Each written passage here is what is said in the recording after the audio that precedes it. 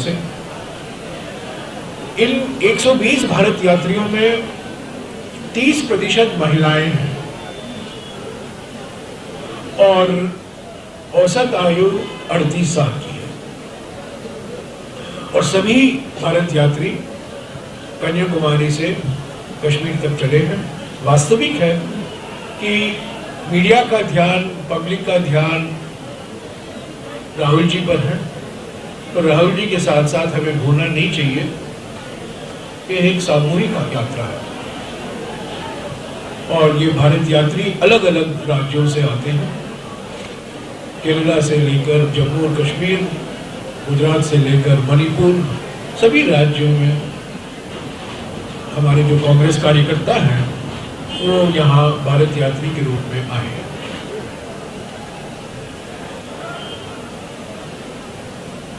हरियाणा के बारे में मैं ज़्यादा कुछ नहीं कहूँगा क्योंकि हमारे 3 वरिष्ठ नेता उसके बारे में बोलेंगे, पर मैं ज़रूर कहना चाहता हूँ कि आज सुबह हमारा भरपूर स्वागत हुआ।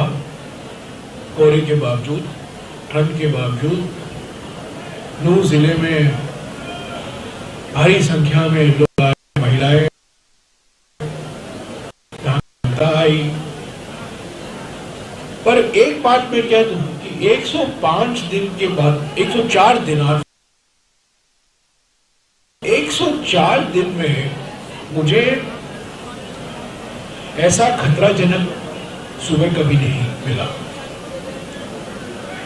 आज 14 किलोमीटर के भारत जोड़ो यात्रा में मैंने 350 से भी ज्यादा गड्ढे गिने। सड़क की स्थिति मैंने किसी भी राज्य में इतनी बुरी नहीं देखी जितना आज सुबह मैंने देखा। 8 साल और 2 महीने हो गए हैं बीजेपी की सरकार हरियाणा में,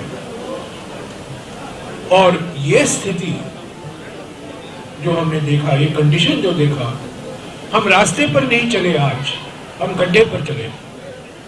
गड्ढे के बीच में टार था,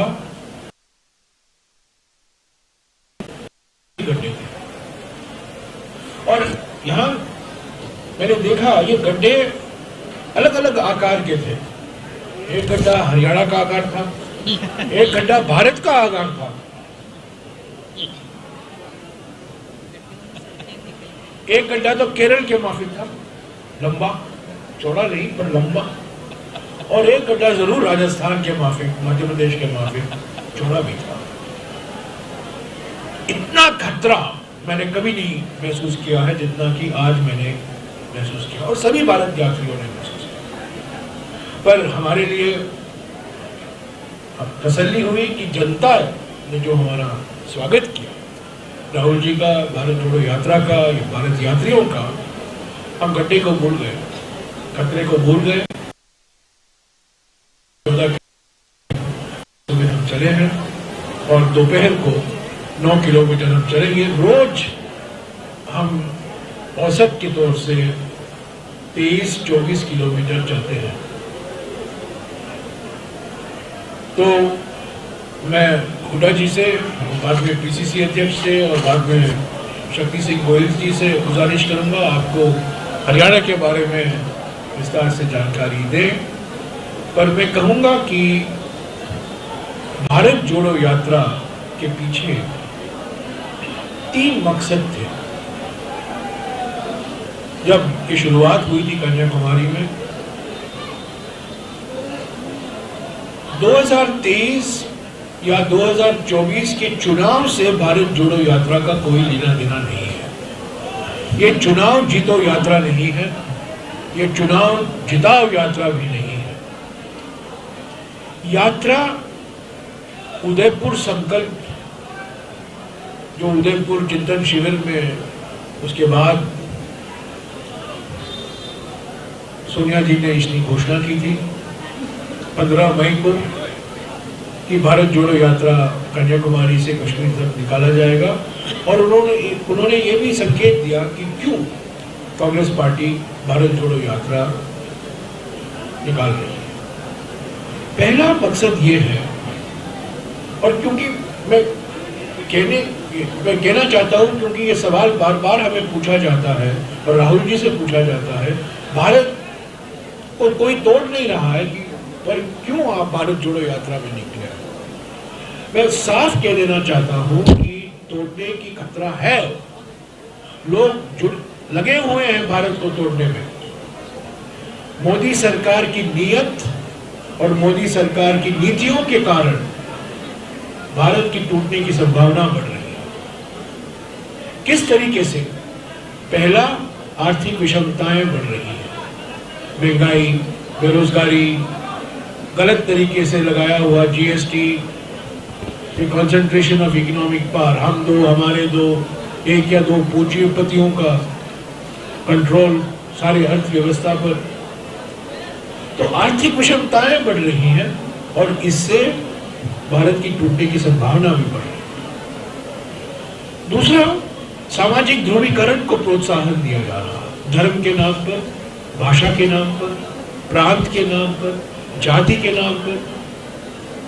आरएसएस और बीजेपी की विचारधारा एक विभाजनकारी विचारधारा हमेशा रही है और सामाजिक ध्रुवीकरण चुनाव के लिए एक रणनीति बन गई है उनके लिए।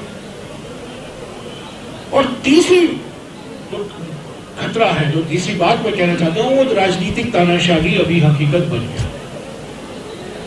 संविधान का नजरअंदाज किया जा रहा है, संवैधानिक संस्थाएं कमजोर की जा रही हैं, न्यायालय और सरकार के बीच में एक तनाव पैदा किया जा रहा है और सारी संस्थाओं को कब्जे में लेने का प्रयास किया जा रहा है प्रधानमंत्री और प्रधानमंत्री कार्यालय की ओर से। आर्थिक विषमताएं बढ़ रही हैं, सामाजिक ध्रुवीकरण को प्रोत्साहन दिया जा रहा है और राजनीतिक तानाशाही हकीकत बन गई है। और इससे भारत और हमारे लोकतंत्र को बहुत खतरा है, टूटने की संभावना बढ़ी है। और इसके खिलाफ आवाज उठाने के लिए राहुल जी भारत जोड़ो यात्रा निकाले। ये मन की बात नहीं है, किसी एक व्यक्ति की मन की बात नहीं है, ये जनता की चिंता है। राहुल जी रोज न केवल चलते हैं पर अलग अलग समूह से मिलते हैं, समाज के अलग अलग वर्गों से मिलते हैं। और आज दोपहर को 2 बजे से लेकर करीब 2:40 तक पहली मुलाकात हरियाणा में राहुल जी की एक्स सर्विसमैन से हो रहा है। तो पहले दिन जय जवान, पहले दिन जय जवान और परसों किसान संगठनों से मुलाकात करेंगे, उस दिन जय किसान होगा। और जब हम हरियाणा लौटेंगे जनवरी के महीने में तो एक और इंटरैक्शन होगा, उस दिन जय पहलवान होगा खिलाड़ियों के साथ, जो हुड्डा जी की सरकार के उपलब्धियों के कारण, उनके योजनाओं के कारण कई मेडल जीत कर आए हैं। तो जय जवान, जय किसान, जय पहलवान, तीनों समूह के साथ राहुल जी मिलेंगे। और भी आज सुबह उन्होंने मेवात के इतिहास के बारे में कई लोगों से सुना, कई नागरिक संस्थाएं आए, उनके साथ चले, कुछ महिला संस्थाएं उनसे मिलेंगी, कुछ दलित एक्टिविस्ट मिलना चाहते हैं वो भी मिलेंगे। पर खास तौर से यहाँ पूर्व सैनिक और किसान संगठनों से जो 5 दिन रहेंगे हरियाणा में वो उनसे मिलेंगे। पर अलग अलग राज्यों में अलग अलग संस्थानों से, नागरिक संस्थानों से वो मिलते हैं और इनसे बहुत सुझाव आते हैं जो हमारे मैनिफेस्टो के लिए और हमारे कार्यक्रमों के लिए बहुत फायदेमंद है। तो ये बैकग्राउंड है भारत जोड़ो यात्रा का।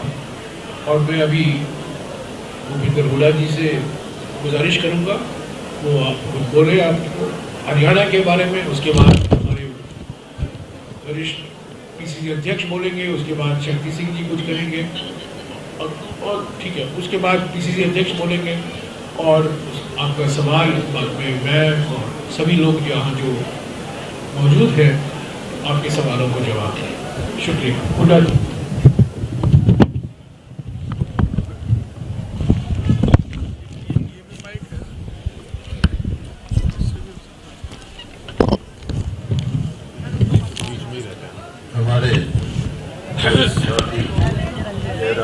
जी, शक्ति सिंह जी और हमारे पार्टी के अध्यक्ष हरियाणा के विद्यमान जी, मीडिया के इंचार्ज गीता भुक्कल जी, व सभी उपस्थित हमारे साथीगण, उपस्थित पत्रकार बंधु।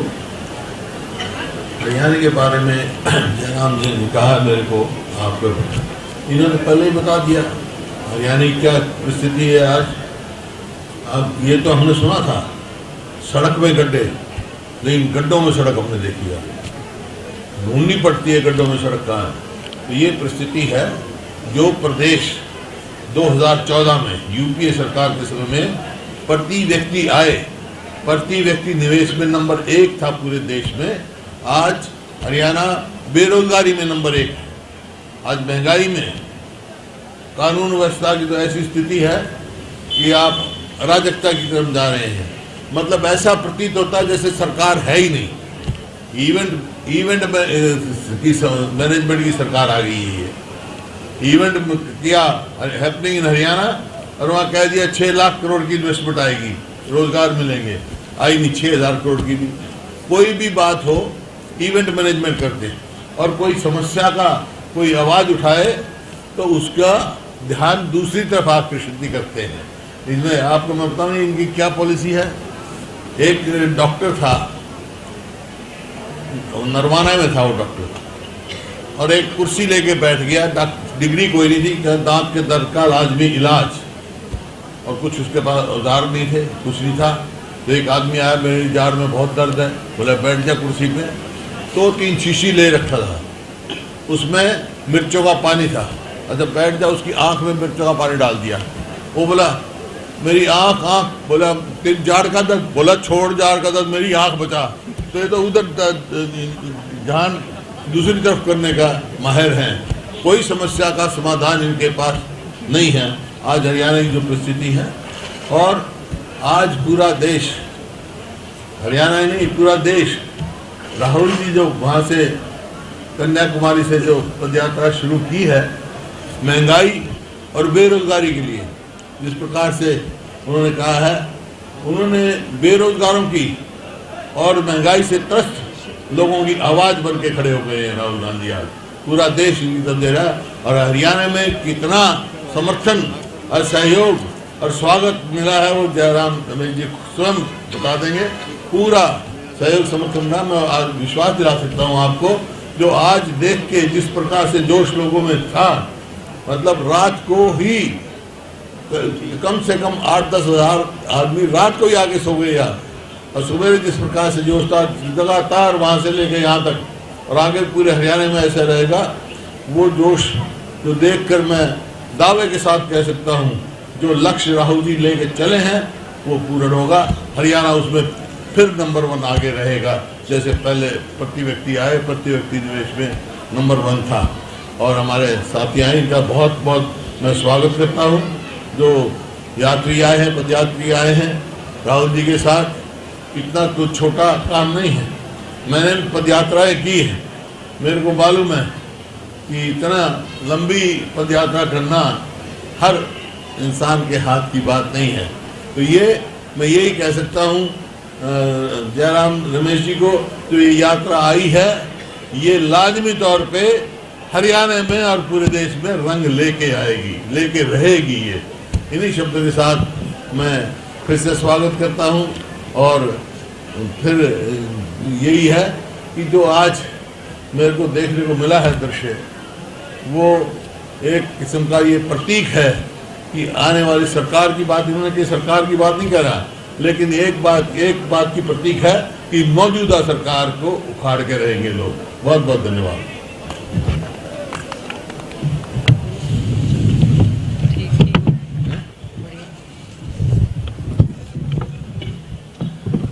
ऑल इंडिया कांग्रेस कमेटी के हमारे मीडिया प्रभारी आदरणीय श्री जयराम रमेश जी, हमारे ऑल इंडिया कांग्रेस कमेटी की तरफ से हरियाणा प्रदेश के प्रभारी आदरणीय श्री शक्ति सिंह गोहिल जी, हमारे नेता प्रतिपक्ष बहुत ही लोकप्रिय पूर्व मुख्यमंत्री आदरणीय चौधरी भूपेंद्र सिंह हुड्डा जी, हमारे इस भारत जोड़ो यात्रा के संयोजक आदरणीय राव दान सिंह जी,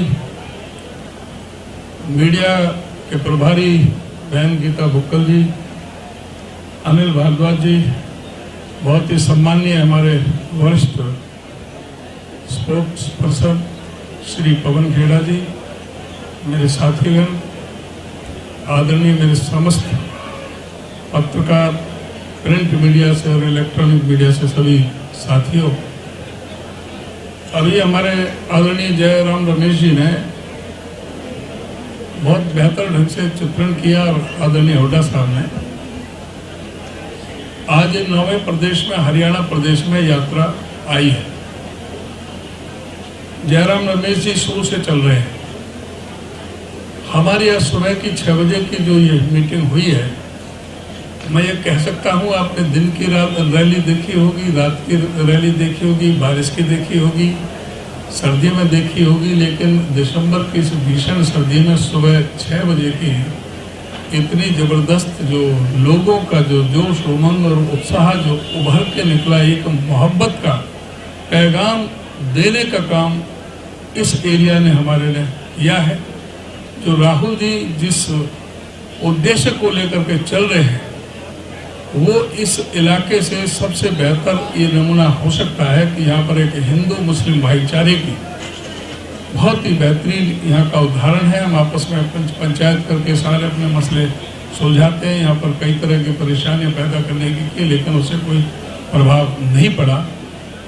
और मैं समझता हूँ कि जिस तरह से भारी उत्साह देखने को मिला है पूरे हरियाणा में, मैं ये कह सकता हूँ कि पिछले जो 8 जो प्रदेशों में यात्रा निकली है, उसका रिकॉर्ड हरियाणा के अंदर अवश्य ही टूटेगा और भारी बहुमत यहाँ पर देखने को मिलेगा। जहाँ तक इस भारतीय जनता पार्टी सरकार है, मैं आदरणीय जयराम रमेश जी, पवन खेड़ा जी हमारे मुखिया पर बैठे हैं, इनको मैं नोटिस में लाना चाहूँगा कि हमारे हरियाणा प्रदेश में 1,82,000 सरकारी पद खाली है। हमारे हरियाणा प्रदेश में HPSC और स्टाफ सिलेक्शन कमीशन के 32 बार पर्चे लीक हुए हैं।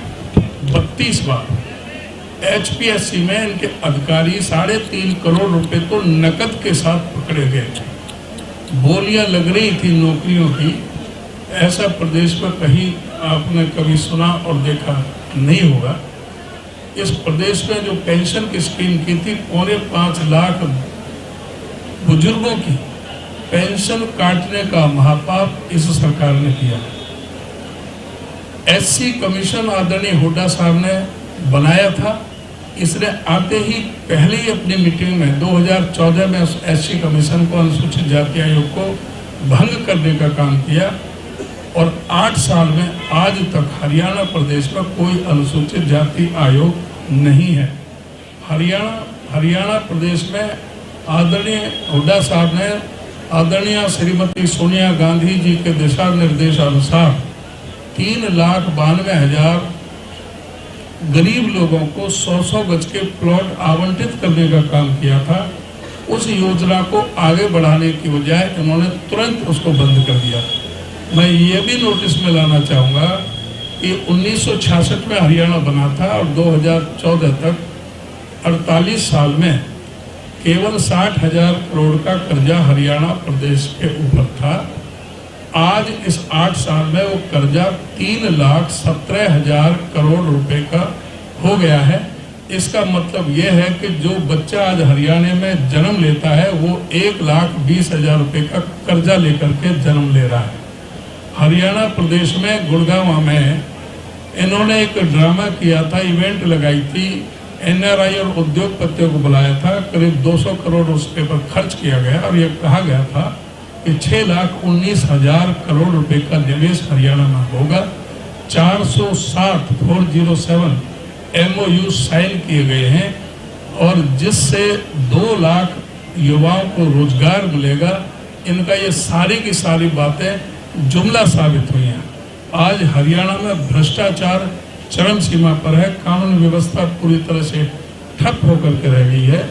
ये सारे मुद्दे से आज जनता पूरी तरह से तंग और परेशान है। और ये एक आपको थोड़ा सा एक नमूना अभी यहाँ पर देखने को मिला है। आप देखेंगे कि हरियाणा में किस प्रकार से इन्होंने तो जो 75 पार का नारा दिया मीडिया को इस्तेमाल करके। और मैं जयराम रमेश जी से एक और निवेदन करना चाहूँगा। सबसे जरूरी जो मैं समझता हूँ जो सुझाव है, इलेक्शन कमीशन की तरफ से चुनाव डिक्लेयर होने के बाद कोई भी चैनल ओपिनियन पोल नहीं दिखाना चाहिए, लेकिन चुनाव आयोग कठपुतली होने की वजह से उसकी तरफ कोई ध्यान नहीं है। चैनल पूरी तरह से ओपिनियन पोल दिखा करके लोगों का दिमाग बदलने का काम करते हैं, जो फ्लोटिंग वोटें उनको प्रभावित करने का काम करते हैं।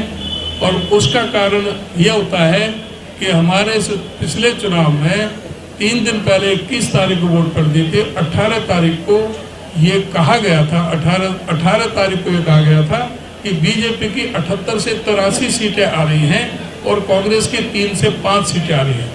तो उससे निश्चित तौर से जो फ्लोटिंग वोट है उन पर असर पड़ता है और वो मतदाता प्रभावित होता है।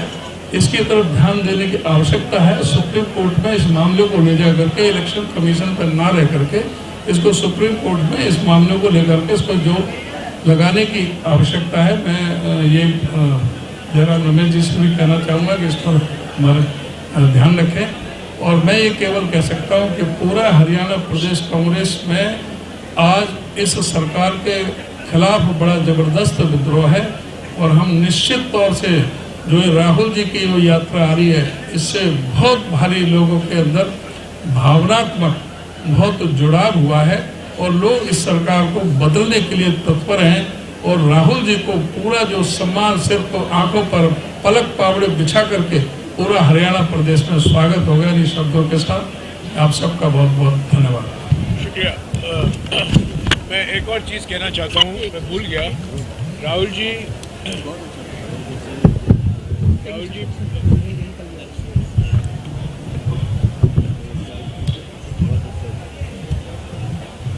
जी पत्रकार सम्मेलन को संबोधित करेंगे।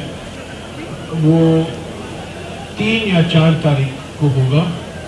मैं आपको सब डिटेल बता दूंगा, पर हो सकता है वो अम्बाला में है और हम उसको अभी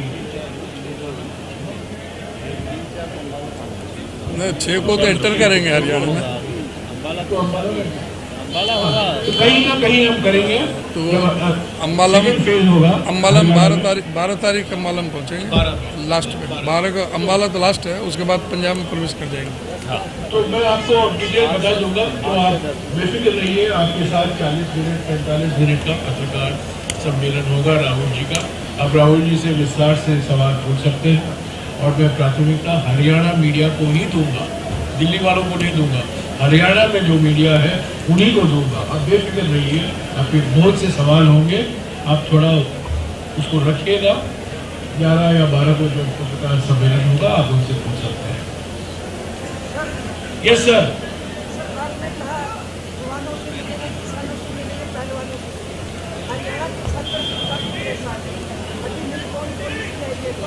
कौन परेशान है?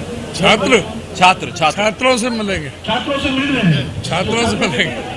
छात्रों से मिल रहे हैं। लगातार मिलेंगे। छात्रों से केरला से मिल रहे हैं, कन्याकुमारी से मिल रहे हैं, छात्रों से मिल रहे हैं। कोटा में उन्होंने 1 घंटा छात्रों से ही मिला, कोचिंग सेंटर में। यहाँ भी मिलेंगे। मेडिकल कॉलेज वालों से मिलेंगे। आपको सारा आपको जानकारी मिल जाएगी मीटिंग के बाद। ये हसन का मेडिकल कॉलेज का जहाँ वहाँ पर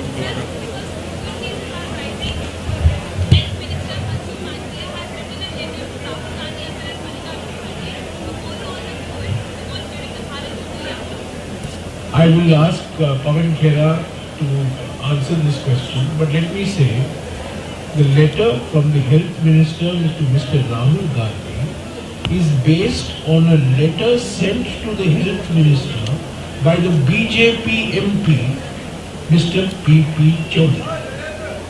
The Health Minister has told Mr. Rahul Gandhi that P.P. Chaudhary has raised 2 issues relating to COVID and Bharat Jodo Yatra, and Mr. Gandhi should take appropriate action on this. It is not, he has referred to Chaudhary's letter. Okay, let Mr. Pawan Khera answer this question in detail. मैं हिंदी में ही बोला, हिंदी में भी बोला।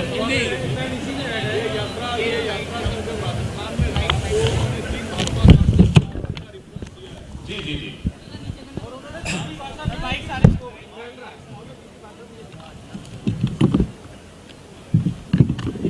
तो पहले हिंदी में देता हूँ, फिर जो सवाल अंग्रेजी में था तो अंग्रेजी में भी जवाब। माननीय स्वास्थ्य मंत्री ने, जैसा कि जयराम रमेश जी ने बताया, कि एक भाजपा सांसद राजस्थान से हैं बीपी चौधरी, उनके पत्र का हवाला देते हुए राहुल गांधी जी को यह पत्र प्रेषित किया। हम ये जानना चाहते हैं, क्या इसी तरह का पत्र भारतीय जनता पार्टी के राजस्थान के अध्यक्ष सतीश पूनिया को भी भेजा है, जो जन आक्रोश यात्रा निकाल रहे हैं? मानता हूं उस जन आक्रोश यात्रा में भीड़ नहीं आ रही, मानता हूं भारत जोड़ो यात्रा में भीड़ बहुत आ रही है। क्या इस तरह का पत्र कर्नाटक की भाजपा को भी भेजा गया है, जो एक और यात्रा निकाल रहे हैं, उसमें भी भीड़ नहीं आ रही है? मैं मानता हूं, स्वीकार करता हूं कि भारत जोड़ो यात्रा में उत्साह है और भीड़ ज्यादा आ रही है। आज अभी यहां से आप हवाई अड्डे जाइए, हवाई जहाज में बैठिए, ना आपको मास्क लगाने को कहा जाएगा, ना कोई सैनिटाइजर दिया जाएगा, खत्म। क्या भारत सरकार ने नियमों की कोई घोषणा की है, कोई प्रोटोकॉल की घोषणा की है? क्या संसद का सत्र स्थगित कर दिया गया है, फिजिकल जो चल रहा है, कि वो भी ऑनलाइन होगा? तो भारत सरकार को सिर्फ राहुल गांधी दिख रहे हैं, भारत सरकार को सिर्फ कांग्रेस पार्टी दिख रही है, भारत सरकार को सिर्फ भारत जोड़ो यात्रा दिख रही है, और कोई यात्रा नहीं दिख रही, और कोई भीड़ जहां हो रही है वो नहीं दिख रहा। हम नियमों का पालन करेंगे, बशर्ते आप नियमों की घोषणा करें, और वो नियम सबके लिए लागू होने चाहिए, सिर्फ राहुल गांधी के लिए नहीं, सिर्फ कांग्रेस पार्टी के लिए नहीं, सिर्फ भारत जोड़ो यात्रा के लिए नहीं। Now in English, the letter written by the health minister to mister Rahul Gandhi and mister Mallikarjun खड़गे ji cites another letter written to the health minister by an MP, a BJP MP called PP Chaudhary from Rajasthan. We are wondering why a similar letter was not sent to the president of the BJP in Rajasthan, Mr. Satish Punia, who is carrying out a Jan Akrosh Yatra in Rajasthan as we speak. We understand there is not much of a response to that Jan Akrosh Yatra. There are no people there. We understand that. We also understand that there is a huge response across the country to the Bharat Jodo Yatra, and there is a lot of crowd here. There is another yatra being taken out by the BJP in Karnataka. Has the health minister also sent this letter to the Karnataka BJP? We want to know.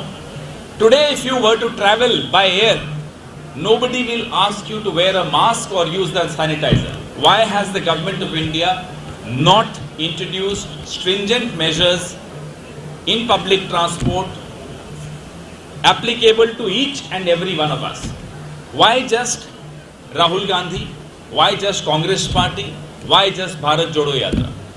Have they postponed the parliament, or is the parliament still in session? If the physical parliament can take place, if Jan Akrosh Yatra can take place, if the BJP Yatra in Karnataka can take place, if there is no mask compulsory in your air travel, why are you picking up on Rahul Gandhi and Bharat Jodo Yatra is our question. Please announce the COVID protocol. We'll all follow the COVID protocol.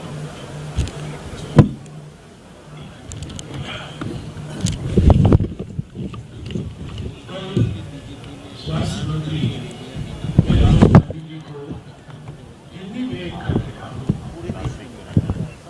उसी दिन कल स्वास्थ्य सचिव राजेश भूषण ने सभी राज्यों को एक खत लिखा अंग्रेजी में, और वो खत की कॉपी मैं आपको दे सकता हूं अगर आपके पास नहीं है। और राज्यों को कहा गया है, राज्यों को चेतावनी नहीं दी गई है, राज्यों को कोई एडवाइजरी नहीं दी गई है, ये सावधान होने का कोई खत नहीं है। स्वास्थ्य सचिव कहते हैं कि अलग अलग देशों में कोविड भारी मात्रा में दिखाई दे रहा। तो इसलिए हमें जीनोम सीक्वेंसिंग की जो फैसिलिटी है यहाँ इसका और भी इस्तेमाल करना चाहिए। जो केस आते हैं तो नए वेरिएंट जो शब्द उन्होंने इस्तेमाल किया है, न्यू वेरिएंट पर हमें निगरानी रखनी चाहिए। उसके लिए जीनोम सीक्वेंसिंग करने की जरूरत है। तो एक तरफ स्वास्थ्य सचिव एक खत भेजते हैं राज्य सरकारों को, सभी मुख्य सचिवों को, और उसमें तो कोई सावधान चेतावनी खत नहीं है। वो ये खत है कि आप जीनोम सीक्वेंसिंग की फैसिलिटी का इस्तेमाल कीजिए। और दूसरी तरफ यहाँ स्वास्थ्य मंत्री खत लिखते हैं राहुल गांधी जी को, जैसा कि हमने अभी बताया। वो गिनाते हैं कि पीपी चौधरी ने उनको एक खत लिखा और ये दो उन्होंने चिंता जताई है। तो राहुल गांधी जी से उन्होंने गुजारिश की है, आप कार्रवाई कीजिए इसको। क्या कार्रवाई करनी है वो उन्होंने ये नहीं कहा, कार्रवाई कीजिए। अगर ये गंभीर मामला है तो पार्लियामेंट को स्थगित कीजिए, पार्लियामेंट को एडजर्न कीजिए, हवाई जहाज में मास्क अनिवार्य कीजिए। सभी पब्लिक गैदरिंग जो हो रहे हैं, अभी मीटिंग हो रही है, उन पर भी आप प्रतिबंध लगाइए। क्यों भारत जोड़ो यात्रा को निशाना बनाया है? और राजस्थान के बाद राजस्थान में हमने बीजेपी के गढ़ से हम चले, झालावाड़, और जो पब्लिक का रिस्पॉन्स हमें मिला वो भारी मात्रा में, खास तौर से महिलाएं ने हमारी स्वागत की। सुबह 6 बजे से लेकर शाम 7 बजे तक झालावाड़, सवाई माधोपुर, कोटा, बूंदी और दौसा और अंत में अलवर। तो ठीक, एक मिनट, खत आया है, एक बीजेपी एमपी ने लिखा है, वो खत के आधार पर स्वास्थ्य मंत्री ने राहुल जी को लिखा है। इस पर हम विचार करेंगे, सोचेंगे, पर सरकार को भी कुछ करना चाहिए ना, सरकार को भी करना चाहिए। पार्लियामेंट में कुछ मुद्दा तो उठाया नहीं है। फ्लाइट पर में आपने कह दिया कि हवाई जहाज में अभी मास्क जरूरी नहीं है, आप मास्क के बजाय उड़ सकते हो। तो ये डबल स्टैंडर्ड नहीं होने चाहिए और इसमें राजनीति नहीं होनी चाहिए। ये स्वास्थ्य का मामला है, पब्लिक का मामला है। और काश अगर ये होता, ये इतने सावधानी से काम करते तो कुंभ मेला नहीं होता। सुपर स्प्रेडर हमारे देश में सबसे बड़ा सुपर स्प्रेडर कुंभ मेला था। और पवन जी ने आपको याद नहीं दिलाया, पर मैं आपको याद दिला दूंगा। मार्च 2020 में जब हम मांग कर रहे थे, कांग्रेस पार्टी मांग कर रही थी, विपक्ष मांग कर रही थी, आप लॉकडाउन कीजिए। लॉकडाउन उन्होंने 7 दिन नहीं होने दिया, 7 दिन का डिले था। क्यों? क्योंकि वहां सिंधिया साहब काम कर रहे थे भोपाल में कमलनाथ की सरकार गिराने। और जब कमलनाथ की सरकार गिरी, लॉकडाउन ने इम्पोज किया। 7 दिन का विलंब था वो, और हम लोग मास्क पहन कर आए। और मुझे याद है चेयरमैन साहब ने कहा ये मास्क नहीं डालो, यहाँ अंदर राज्यसभा के अंदर मास्क डालना मना है। तो हम लोग सब लोग मास्क डालकर आए थे, ये तो टीवी पर दिखाए थे। पर 7 दिन तक कुछ नहीं हुआ। जिस दिन कमलनाथ जी की सरकार गिरी, उस दिन लॉकडाउन देश में लागू किया गया। तो राजनीति खेलना बंद कीजिए। मैं समझ सकता हूँ बीजेपी घबराई हुई है, घबराई हुई है, परेशानी में है। भारत जोड़ो यात्रा की सफलता देखते हैं, पर इसमें राजनीति मत कीजिएगा। एक गंभीर मुद्दा है, इस पर बातचीत कीजिए, विपक्ष से बात कीजिए, कांग्रेस पार्टी से बात कीजिए, सभी पार्टियों से बात कीजिए, और जो कुछ आपको कार्रवाई करनी है कीजिए।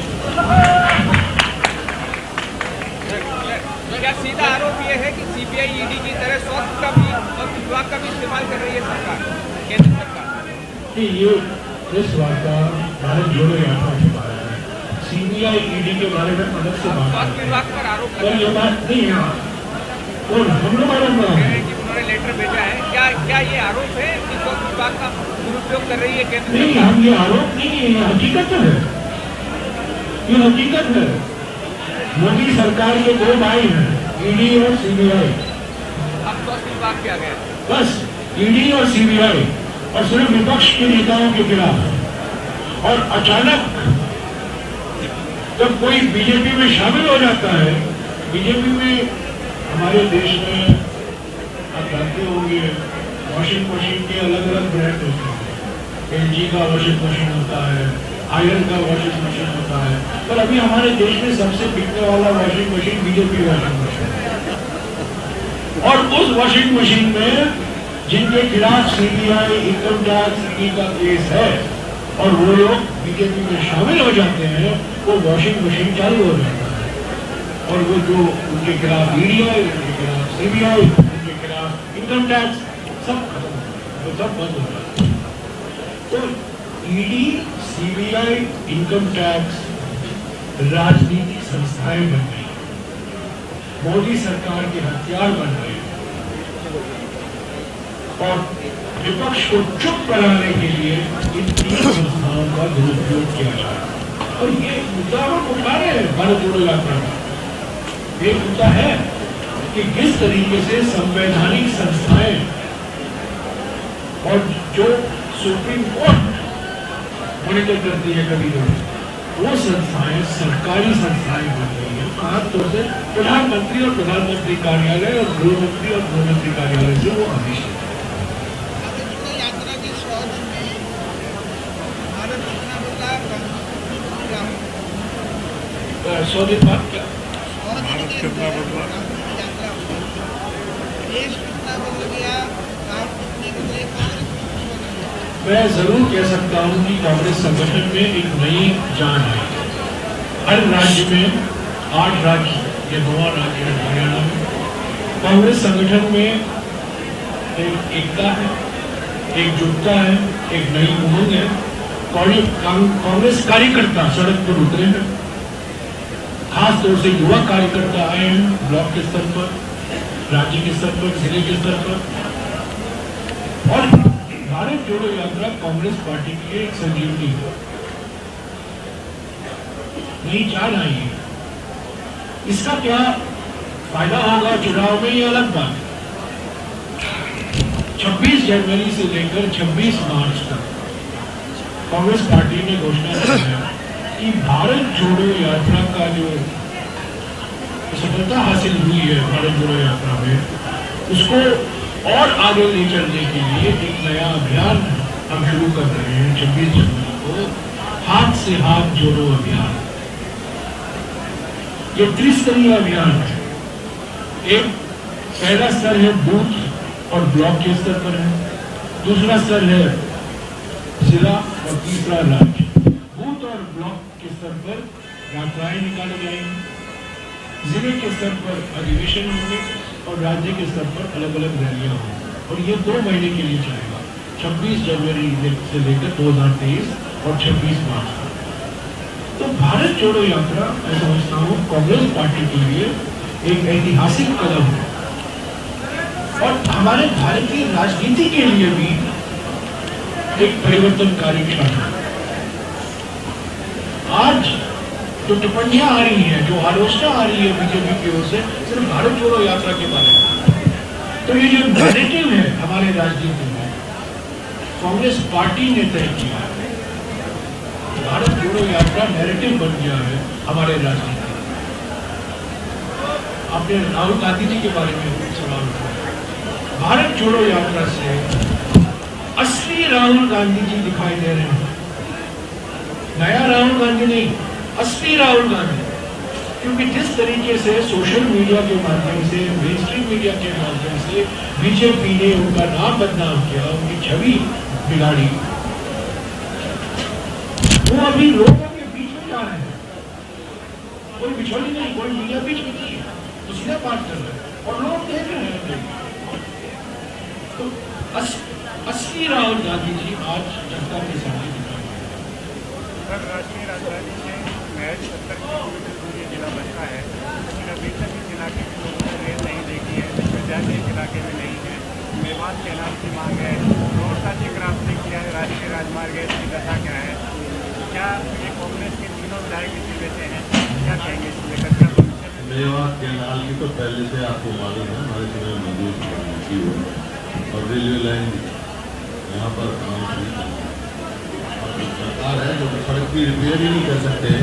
8 साल में जो इतनी बढ़िया सड़क दी है उसकी रिपेयर ही नहीं करते और पूरे हरियाणा में आ रहा है। इससे क्या हुई? इनकी सरकार आने के बाद, हरियाणा ट्रांसप्लांट आने के बाद ना तो 1 इंच मेट्रो बनी है, ना कोई रेलवे लाइन नई बिछी है, ना कोई ऐसी यूनिवर्सिटी आई है। जैसे मेवात में हमने मेडिकल कॉलेज खोला और यूनिवर्सिटी बनाई और कितना काम किया, लेकिन इनके यहाँ किसी का भी, केवल मेवात की बात नहीं, पूरे हरियाणा में कोई विकास की तरफ नहीं है। लेकिन उन्होंने कहा कि सरकार केवल इवेंट मैनेजमेंट की है और जैसे हमारा अध्यक्ष ने कहा कर्जा उड़ाने का काम किया है। ये जो है उस नीति पर चलती है। 4 वाक एक थे, वो उनकी नीति थी कर्जा लो, घी पियो, मरने के बाद कोई भी दूसरा इस नीति में चल रहा है। जयराम वैसे हरियाणा में आज यात्रा क्या ये यात्रा हरियाणा कांग्रेस को भी जोड़ पाएगी? हरियाणा की कांग्रेस कई धड़ों में महासचिव बोलेंगे सर। उसका नमूना हमने अभी बाहर देखा। रणदीप सुरजेवाला समर्थकों के जो बैनर लगे हुए थे उनमें भूपेंद्र हुड्डा का फोटो नहीं था। हालांकि भूपेंद्र हुड्डा ग्रुप ने सावधानी बरती कि उनके फोटो में रणदीप सुरजेवाला का सेल्फी का फोटो हुआ था। क्या हरियाणा की कांग्रेस भी इसे एकजुट हो पाएगी? मुझे दे दो जैनसेक व्यक्ति जवाब देने के लिए यहाँ बैठे हुए हैं। मैं शक्ति सिंह गोयल जी से गुजारिश करूँगा इस सवाल पर।